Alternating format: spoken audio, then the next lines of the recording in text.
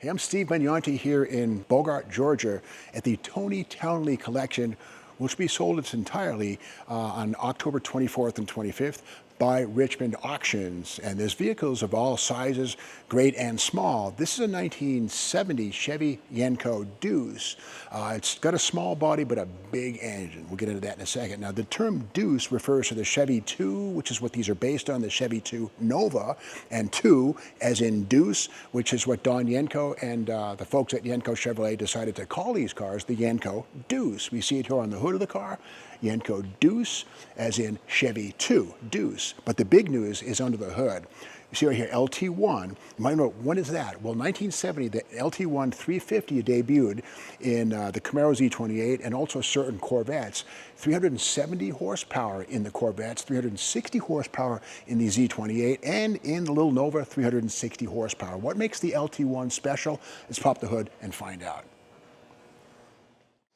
And you got to remember, the Chevy Nova could be had as the SS. This is not that. The Yenko Deuce is based on a basic Nova two-door coupe, and with the COPO option 9010, that got you the LT1 installed on the assembly line by Chevrolet. You know, unlike certain other muscle cars that were made off campus, these are built at Chevrolet's factory in, I believe, Warren, Michigan. But with that said, the LT1 was installed right at Chevrolet, and again, these are not SSs. These are actually just regular Nova cars which have the LT1. Now, these are engines that have 11-to-1 compression, solid lifters, Holley 4-barrel, and really capable of about 7,000 RPMs. These are giant killers, sort of the wolf in sheep's clothing, if you will. That's what these cars are in many ways. Something kind of cool, we see the wire right here tells us this has the optional Yenko tack, which is hood mounted. We'll scope that out in just a moment. But again, the dual snorkel air cleaner seen on the Z28 Camaro in 1970. And again, the fin valve cover is also part of the LT1 package on Camaro and Corvette in 1970, and just a great example of basically a big engine in a small car, a giant killer of the first order. The Yenko Deuce is based on a very austere platform. We have rubber floor mats, no carpeting to keep costs down, and of course the 4-speed transmission is a close ratio Muncie aluminum case unit. The automatic was available, but this one's a 4-speed car, which is I want, and you probably do want too. Also, we see in here some Dixco gauges. These are aftermarket gauges from Dixco, which is one of the companies that Yenko worked with to provide gauges that were installed at Yenko and Yenko specialty cars. And there they are right there, temperature, oil pressure, and voltage. And all of these things correct. AM radio, nothing spiffy, no tape player, no AM FM, just a regular AM radio.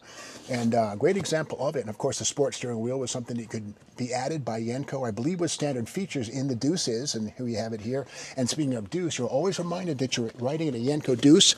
Branding is seen all throughout on the door panels here, Yenko Deuce. These appliques here remind you that you're in a Yenko Deuce and not a Nova Supersport, but rather something more special than that. A total of 175 of these cars were built, and this is a very special piece. And again, this is a COPO Central Office Production Order 9010, which is how you got the LT1 installed in a Nova right from the factory assembly line. Let's go around to the back. And inside the trunk, we find very tidy presentation. Everything here is correct. The Zolatone finishes on all horizontal and vertical surfaces.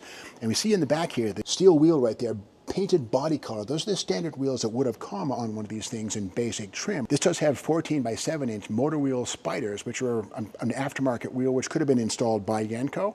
Of course, Yenko would give you an option of different types of wheels, but this one has motor wheel spiders, if you wondered. And again, just a beautiful example. And don't confuse this with a Nova Supersport, which have an SS logo here and a different tail. These are not Supersports. These are COPO cars. And again, the LT1 was not available in a Nova SS in 1970, but only in the Yenko Deuce.